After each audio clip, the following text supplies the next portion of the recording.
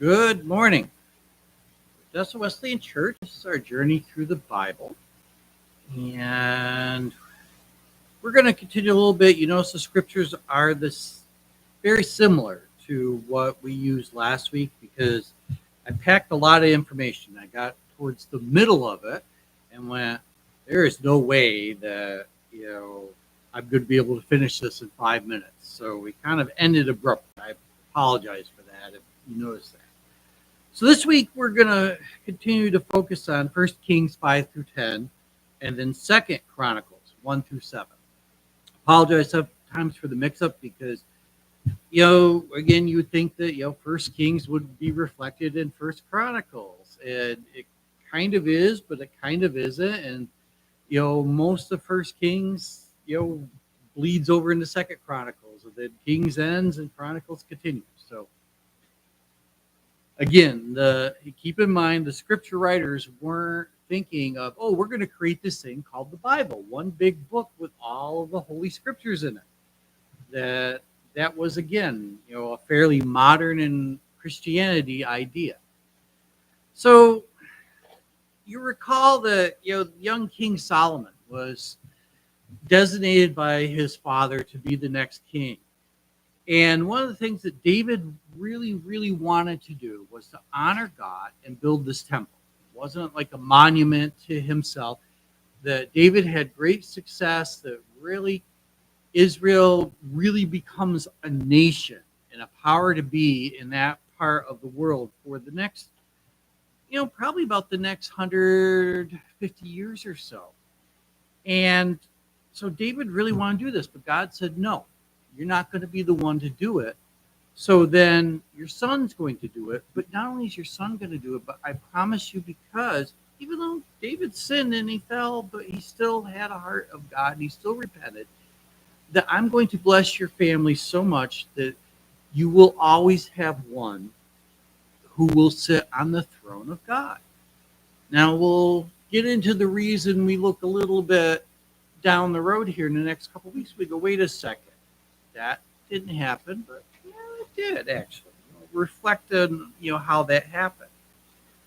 So Solomon was given this task of not only as a young man, and a lot of times, when you say I'm a young man, so we don't know how young he was. That maybe he was barely. We would think, okay, he's barely in his early 20s.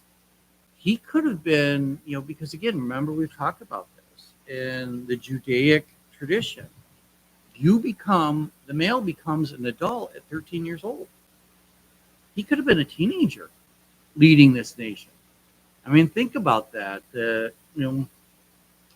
That I saw a story where 18-year-old became a mayor of a town because there wasn't anybody else available. Think about that. Even a small little town. We're going to put an 18-year-old in charge of stuff. I mean, so Solomon could have been, what we would call, a child, a teenager, in their society, a young man. So we really don't know how old Solomon was,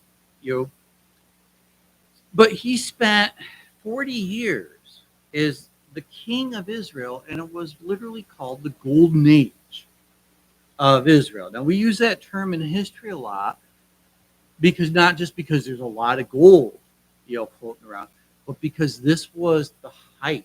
This was, if you saw what was to be attainable to a nation, that was the height. That was when it was prosperous. That was when it had, military power. That was its greatest time in history. So Solomon, we know, and we talked about this last week, that he had great wisdom, but also he had this task that since Israel had left Egypt, not too long after they came out of slavery, just before they were to enter the promised land, God directed them to build a tabernacle. A tabernacle is a temporary structure where you worship God. It's not that towards the beginning of our journey here about the tabernacle, and it was this tent And it was a beautiful tent, and it had all these golden ornaments. And that's where it was set up, that's where God met with his people. And for the longest time, the tabernacle was portable. And then throughout Saul's reign and then into David's reign, it was semi-permanent. For a while, it was in Gilgal, almost the center. But then when David established Jerusalem, it was brought to Jerusalem. And it sat there. And that's where the people regularly came to offer their sacrifices. That's where the priests offered the sacrifices to God on behalf of the people. That was where the Holy of Holies was, the Ark of God that contained the Ten Commandments, that contained manna, that contained, the rod of Moses that healed the people, from their affliction of the snakes after they sinned. So it had this representation where the priests would go in once a year and offer sacrifices to God, and God would meet with his priest. And the idea was, and the priest would come out and give the ministry that God gave to them to the people. It wasn't just, this one thing. It was literally because you couldn't get at this time in the Old Testament, under the Old Testament theology, that the individual person couldn't directly go to God, that they had to have a person that stood between them and God, and that was the priest. But the priest was also supposed to bring the teaching of God to the people, and then the priests had other priests that assisted in this. So this was permanent, or this was a temporary thing. It was a tent, and David, took in his heart, what? I'm living in this beautiful, palace. I think David may have been thinking back to, his younger days when he was a young son, the shepherd. The shepherds really didn't probably have any more than a tent, to sleep in at night. Most likely they probably slept outside with the sheep so that they could hear the predators come, so they could make sure the sheep were still staying together at night. And now David, 10, 15 years later, has risen where he built his own palace. He's living in this beautiful home, but looks across the city and sees this tent, this big circus tent almost, where people go. And he goes, this isn't right. God has blessed me so much. I'm living in all this blessing, but God's over there in a tent. I need to build a permanent home for him. But also maybe David was thinking, if it's a permanent structure, then the next king can't say, well, we'll move it here, and this is where the capital is. Or the priests get mad at the king and say, well, we're going to go over here because this is a more holy place. So by having that central temple, then all the people would come to the capital. But also it was a sign to all the foreign nations around it that this is not only the center of political and diplomatic and military and economic power of the kingdom, this is also the religious center. So when foreigners would come in to do business with the king, they would see the tabernacle, they would see the temple. And keep in mind that, again, the God of the Hebrews is living, meeting with his people in a tent. The Philistines built permanent structures. Remember, they were migrant people for a while. They settled. All the other, the great pyramids of Egypt, the Hebrew slaves helped build, were temples to the gods of the pharaohs. And this nation, they're gods in a tent? Okay, what kind of people are these? So that, I think, was another thought of David. But even though God was pleased with David, he said, you're not the one to do it. Now, David could have crossed his arms, stuck out his lips, and said, fine, God, fine, do it yourself. I don't want to do it. Or be faithful and honoring God and do what he did. So even though David wasn't the one to dig the first shovel at the groundbreaking, or even be around because he died by the time this project had even started, David made creations that he brought in the materials. He signed a treaty in a way with the ruler of Lebanon, the great forest of cedar, to bring in, to buy lumber and to cut it and to have it done. So this could be done very quickly. He searched the world around them and signed treaties with other nations. And think about that. You're signing a treaty with a nation, and okay, I'll do this for you, you do this for me. So what do you want from me, King David? Oh, I want your best stonemasons. What? You don't want to marry my daughter? Nope. You don't want me to give you 20,000 talents of gold every month? Nope. You want my stonemasons? Yep. What do you want my stonemasons to do? I want you to train, my people to be stonemasons. Okay, that's easy. You're not going to attack me. You're not going to invade me. You're going to trade with me.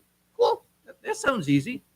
Goes to another nation. What do you want? I want your best, statue builders, that these great statues, to fashion gold and bronze and all this stuff to train my people. Again, they must have thought that, Israel was kind of a little crazy, or maybe, okay, hey, we're getting a good deal out of this. Imagine the same thing. You go to purchase a car, and you go to the used, or you go to the car lot, and the salesman says, well, this is what the price of the car is. No, I'm going to give you $10,000 more. How many salesmen are going to say, no, you're crazy. No, I can't do that. Okay, cool. Yeah, okay, you're going to give me double the price of this. Fine. So that's what David did, and he gathered all of this. I think that too, all of the gold, the jewels, the silver, the bronze. Remember what David did? He was a mighty warrior. He defeated mighty nations around him. When you defeated a nation this time, you kind of stripped their resources bare. You don't just battle them and say, kind of in our modern world where we have a battle and say, okay, you do this, and that, you kind of take reparations. You take their riches. So, and the king, it's good to be king. The king gets that. Maybe he divides it among his generals, and maybe his generals will divide it among their soldiers. Who knows? But what did David do? Put it in the bank for the temple. Again, David realized all the blessings, all the riches of God. And my purpose of life is to give it for God's glory. Kind of how our relationship is with God. That what God has given us is not just for our own benefit. It's to bless others. And I'm not talking about your wallet alone. I'm talking about our homes, our talents, our thoughts, our words, our experiences. We can use those things to bless God and then bless others, which is a blessing to God as well. And it just goes on. And those people hopefully will take that and they will come to a relationship with God and they will bless others, and on and on and on. I think of in my own life that when Diane and I first started marriage, and all of us I think have been in this situation. We didn't have a lot, and even less. We were very couple early 20-year-olds living in a small town in Maine, and I had this used car that did really well for me through college, but I abused it and I used it. I mean, you think of how many in the 2 years before we moved to Maine, the trips from Campbell, New York to Sussex, New Brunswick, and then Sussex, New Brunswick to Belleville, Ontario, and around that I did. I put miles on this car, and and the car decided to just give up the ghost, but we couldn't afford to it. And I had this gentleman. I tell this story.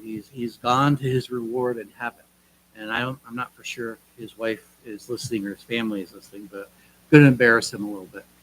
And we were going through, this car was so bad that Diana would have to get into the car and have her foot totally on the gas, start it while I'm there with a can of ether. This is really safe, right? This is before I was a fireman. I didn't know any better. And I would spray like us not much. He was a very successful businessman. He bought a 55 Chevy. That was his first very new car he ever bought in his life. Sold it because they started having kids and whatever. And, when you have kids, you can't have, you kind of give up possessions in order to do other things for your family. Well, he got to the point where, God had blessed him so much, he went and bought this car. Well, then all of a sudden my car started acting. He said to me one day at the end of church, Pasta.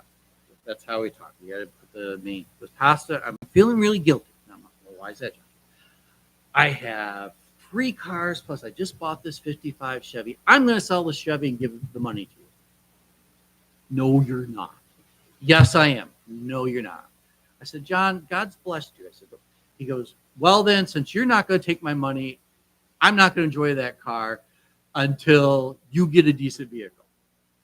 And this was the couple that would, really befriended us, grabbed us at the end. We would, Sunday afternoons weren't Wesleyan hours. It was John and Doris stopping over with a 55 Chevy. We would go for a drive, we'd go out for dinner, do all this stuff. And that was part of it. I didn't want to give up that time, whatever.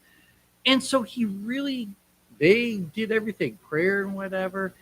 And we ended up at a point where we got a vehicle.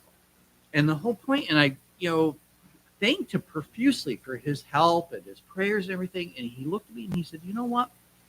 He said, the reason why we take you out to dinner on Sundays, the reason why, we do this, we let you borrow our cars when your car wouldn't start, is because other people in our young life did that for us and blessed us. And all they said to us, how you pay me back, is bless somebody in the future.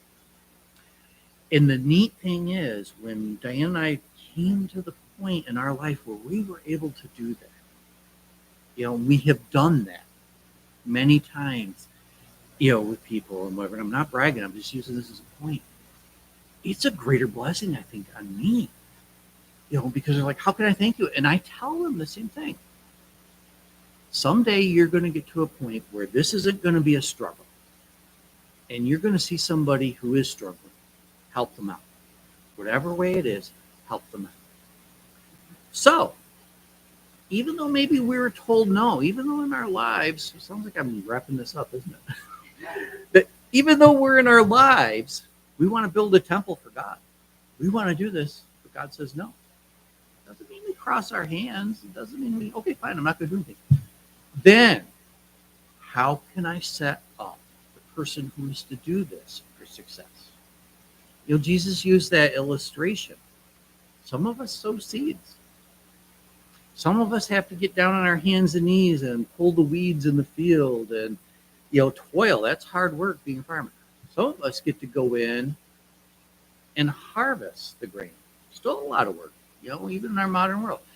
And then some of us get to sit at the banquet table at the end of the harvest season and celebrate the bounty of God. Sometimes, in different times in our life, we're in those phases. So Solomon comes into his father doing all this preparation. And so he starts and he completes this project, this temple of God. In Israel's history, there's going to be 3 separate temples. So as you continue to read through the Bible, keep that in mind. That throughout the Old Testament, up until the end of 2 Kings, when it refers to the temple, it's talking about Solomon's temple. And we'll get into this in a few weeks. Next week, we're going to wrap up Solomon, and then we're going to start going into a very tragic time in Israel's history where it went from one nation into 2 nations. And it still talks about the temple, but then we come to the point when the nation of Israel is finally destroyed because of disobedience to God. And eventually the nation of Israel, a few decades later, is destroyed. That temple, Solomon's temple, again, you're an invading army. You see this awesome temple full of gold and bronze and jewels to a different God than you worship. Are you going to go, okay, that's kind of cool, that's kind of neat? Or are you going to strip it bare? They stripped it bare. But again, keep in mind, a little bit different in our Christian era than it was now, that if people did not have a place of worship for their God, they really weren't a people. So the Babylonians came in and destroyed the temple. Left the foundation, but it was a pile of rubble. 70 years later, as the people are in exile, God uses a king of the Babylonians, Nebuchadnezzar, or excuse me, of the Assyrians, of Cyrus. And Cyrus's mentality and the Persians' mentality was, you want to keep peace, put the people in their homeland. Still have our army, still have our administrators, but put the people in their homeland. So the Assyrians sent people back. The Babylonians said, we defeated you. You're now Babylon. We're going to bring you in and assimilate you. If you're a Star Trek fan, the Babylonians were the Borg. Okay? The Assyrians were more the Vulcans. Am I getting that right, Aaron? They were more, no, we educate people. We teach them how to get along with each other. We put them in their own land. So God promised, you people will come back to your homeland. And so through Ezra, who was a priest as well as one of the high leaders of these people returned, they built a temple. And that temple wasn't even close to what Solomon's was, but it was a center of worship. That existed up until around the end of Alexander's life. Alexander, the Greek, the great, but the Greek ruler, ruled the world. Okay, we're talking from the coast of Spain to probably the coast of China. He was intent on crossing the sea before he died to go see what was over there. Japan, the Philippines, Singapore, and all that. And then way up into Russia, and then down to Africa, Northern Africa. The world that we knew of up until probably the early Spanish and Dutch explorers. That's the world. We didn't know about North America or South America, or even Australia. We didn't know anything about those. That's the world. So picture that in your mind for a minute. They came in and utterly destroyed the temple again. Utterly destroyed people to the point, before they destroyed it, remember back in Leviticus, one of the foods that you did not eat as a Jewish person that's still there is a pig. The general came in on the altar dedicated to God, took the most unclean animal in the Jewish religion and sacrificed pigs and let the pig's blood flow in the temples, and then tore it down. So that site remained empty. And then the Romans came in. And we're going to talk a little bit, that period in the future. But the Romans came in. And the Romans said, these people are unruly. They need maybe we'll give this king idea. Someplace we call him governor. Someplace we call him whatever. But maybe if we let this guy, this administrator, this governor, we'll call him king. And maybe these unruly, rebellious Jews will just shut up, be good Romans and pay taxes. So who's he find? He finds this Jew named Herod. And Herod becomes king. Well, Herod's a Hebrew, by lineage, by action, by religion, he's more Roman. How does he get the people to shut up and kind of honor him and at least tolerate him? Herod builds a temple. And that took years to build. But it was nothing compared to Solomon's temple. That temple existed. That temple was the temple Pastor Tammy talked about last week in the book of John, where Jesus came into the courts. That temple. That temple that, that was not the temple that Jesus said, you'll tear this temple down and in 3 days I'll rebuild it. Jesus was talking about himself. That temple existed up until the first 60 years of our modern era, 60 AD. where the Hebrews rebelled against the Roman Empire so much that they fought Romans. I mean, you got to figure, let's say, compare it, if we could compare it, saying that here in Odessa, about 500 people, we form an army and we declare war on the United States. Just us. Not Montour, not Cayuta, not even, just us, the 500 people. We're going to fight against the United States. How successful do you think that is? Not very. The Romans came in, destroyed that temple. That temple foundation still exists today. There's one wall that's still there, but it's on what we call the Temple Mount. There's a mosque that sits there, but the Jews still consider that a holy site. And the prophecy and the belief in the Jewish religion is that the Messiah, because they haven't accepted Christ the Messiah, one of the signs of the Messiah is the Savior, the leader, the rescuer of the Jews, is that he will build the temple again. So, we talk about the end times of Christianity a little bit. Boy, I'm going way off my notes. We talk about the end times. One of the things to keep in your mind, how do I know that Christ's return is imminent? When you start hearing publicly, there is groups secretly in the Judaic tradition that have plans for the temple. When the time is right, they're going to build it. Now, here's my whole question. Are they going to tolerate the mosque?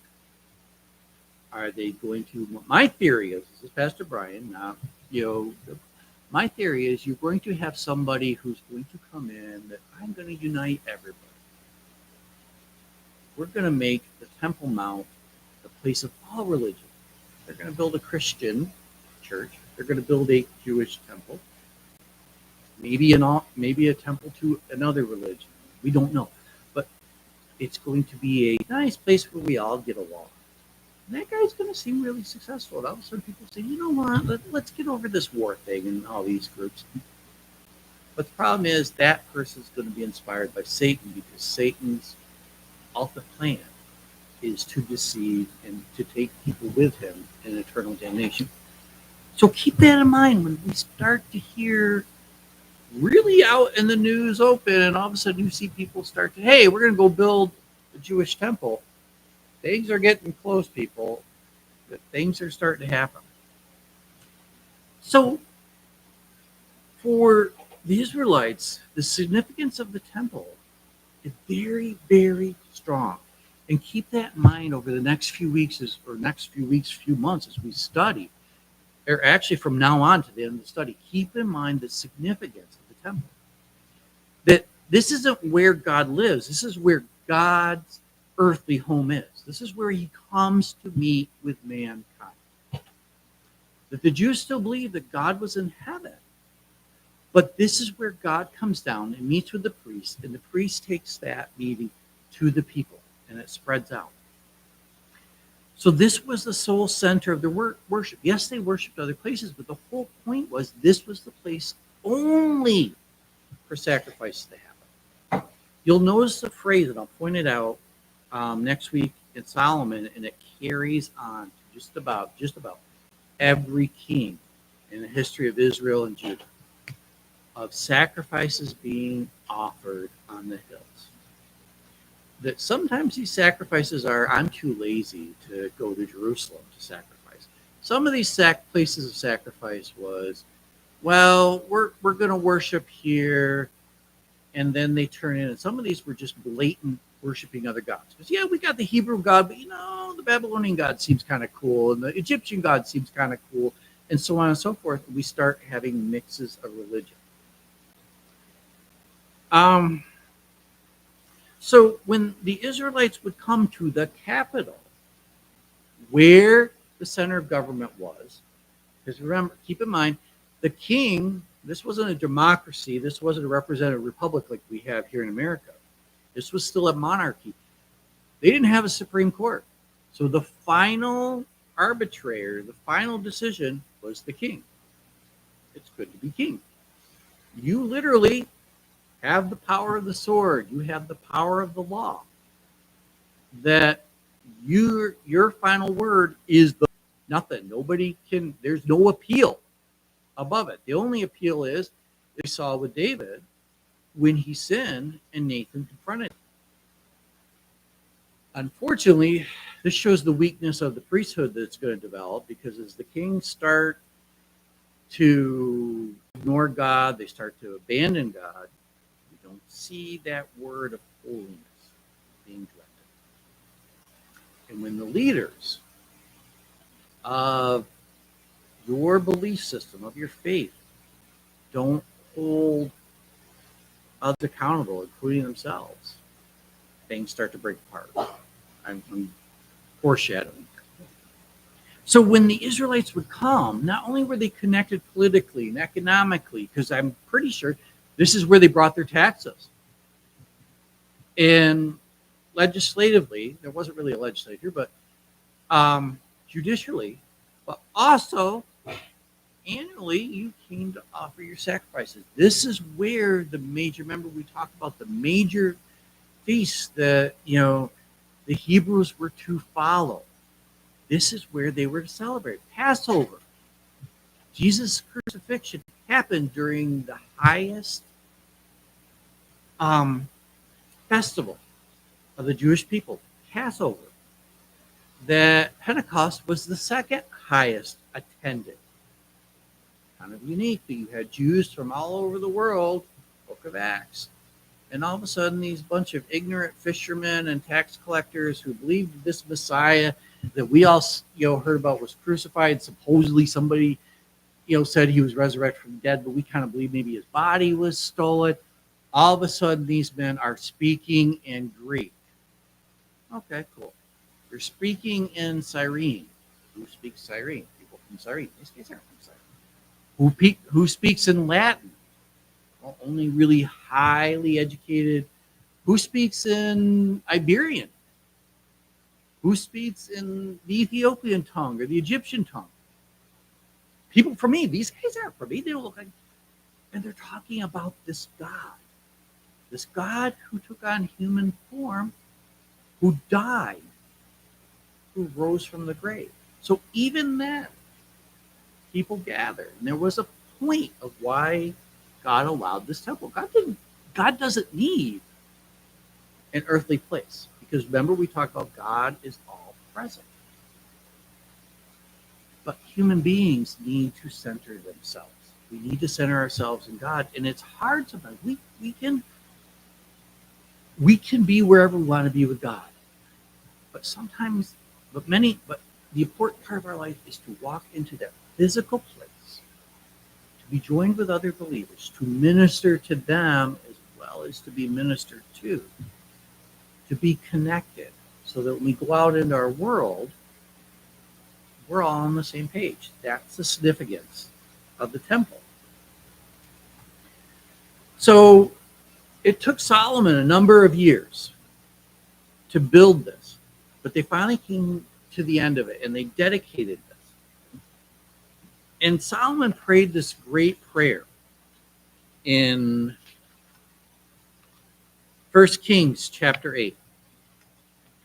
And in essence, I'm not going to read you all of it, but essence, again, remember, he's asking once again for wisdom. I did the most important task, or I shouldn't say most important, the primary task that I was to do. My father said that God said, I'm to build the temple. So I built the temple. And I don't think, Solomon hired a contractor that went on with life. I think Solomon was deeply involved in this. And now, as the king stands in the midst of this temple, and all the nations gather together and are worshiping and praising God, and the priests are offering sacrifices, and they're dedicating the temple to God's glory, Solomon asked for God for wisdom. What? Didn't he ask for that once? And didn't God promise it? Solomon now realizes, now I need wisdom to continue. See, when we talk about spiritual gifts aren't just something that's given for one time only. And they aren't a static thing. They need to be developed. Very much like when you were a child. That was it, right? You never walked again. Once you successfully walked from your mother to your father and back again across the room, you were done. You didn't have to walk again the rest of your life, right? No, you kept going. Sometimes it was a struggle. Sometimes it was painful. Sometimes it was easy. Sometimes it exerted a lot of energy, but you continue to do that. Gifts given from God for us to minister are the same thing.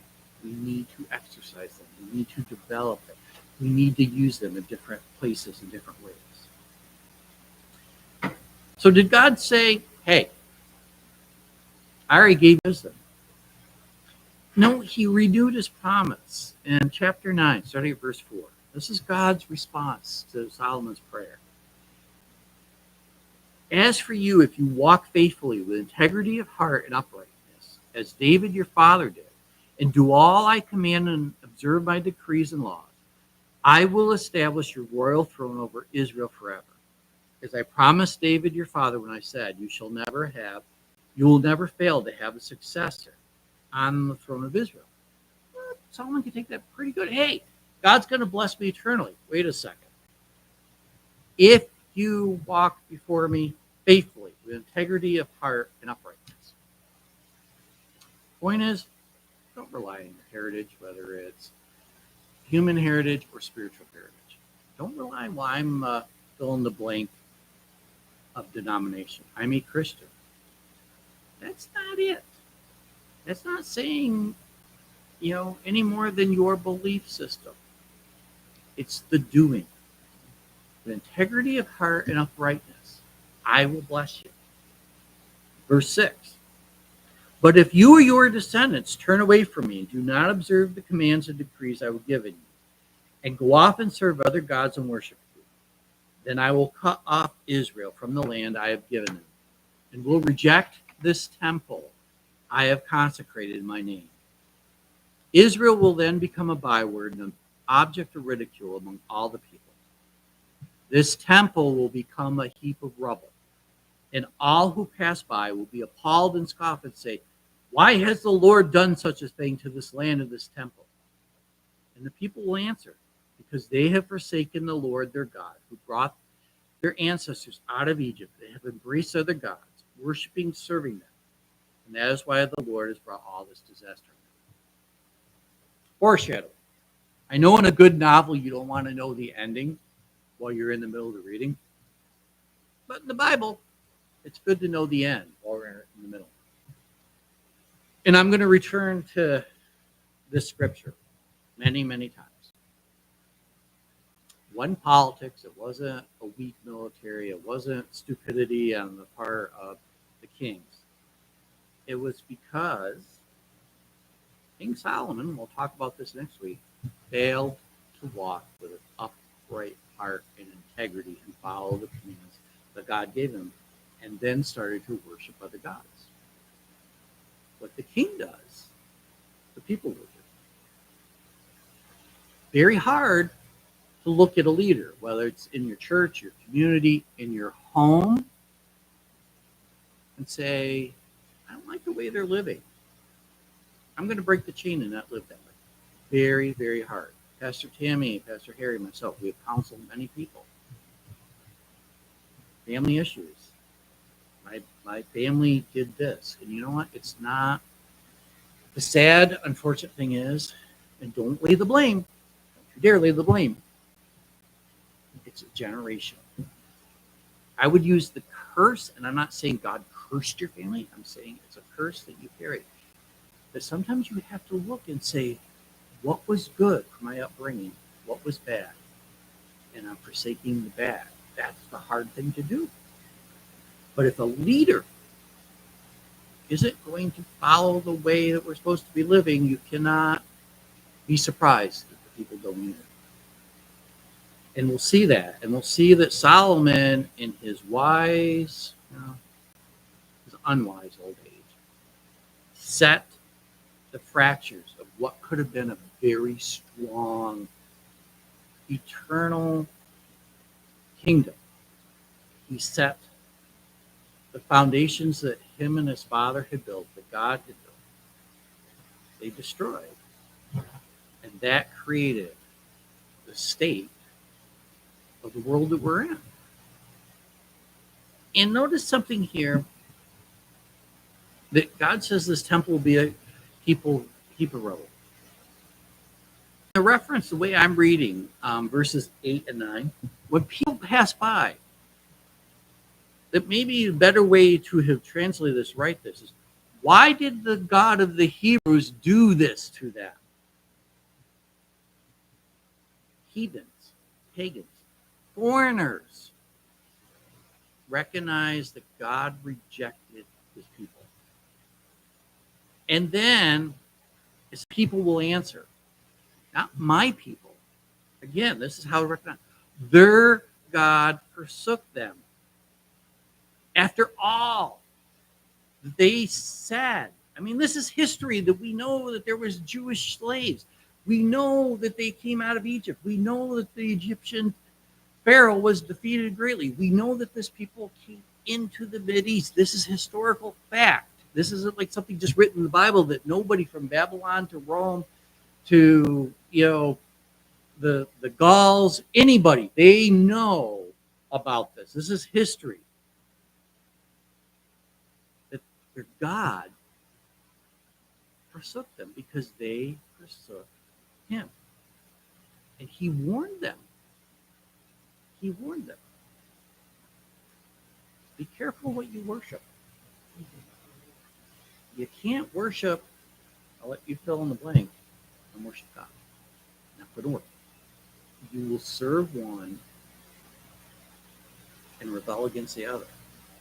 You will love one and hate the other. Okay, well, I'll love God and I'll serve God. Nope, not going to work. When you have other gods, and I'm not talking about going and buying a bunch of bronze and having a sculptor create a little idol and an altar in your house, and you worship that, and then you come to church on Sunday morning and worship God. What's more important in your life than God? That's a question we need to ask every minute of our life. Is there something in my life that is more important? If God says to me, XYZ, no, because I have to give up ABC. So God promised he would give his people power. God promised that his glory, his presence would be with the people. All you have to do, and I use that a little sarcastically, all, is just be faithful. Just be faithful. Remember, Jesus was challenged. All the commandments. Remember, we talked about Leviticus and Deuteronomy and Numbers and all the commandments, everything, even if you boil it down to the 10 commandments. Jesus, which one's the greatest? Love the Lord your God with all your heart, with all your soul, and all of your might. And the second greatest is to love your neighbor as yourself. Do this, and you have lived the whole law. Do this, and you're living everything in this book.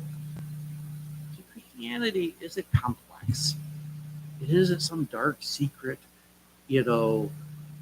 message that you got to get in. You got to go certain levels until you really understand what's really about. It boils down to that. If Solomon, you love me with everything, I will bless you. Your people will be blessed if they love me and love me only. Did they? We'll see in the next few weeks. Let's close with prayer. Heavenly Father, we thank you for your presence. We thank you for your blessing. Lord, we ask that you challenge us. Yes, that's a little risky for us, but you challenge us. Are we loving you with everything? Or are we placing our faith, our faithfulness, our identity as yours in a certain place, in a certain person, in a certain tradition. Lord, really challenge our hearts today and always.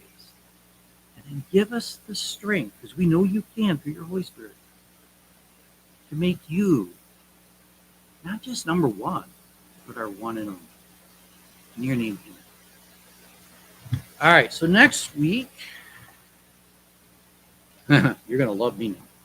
The book of Ecclesiastes and the book of Song of Solomon.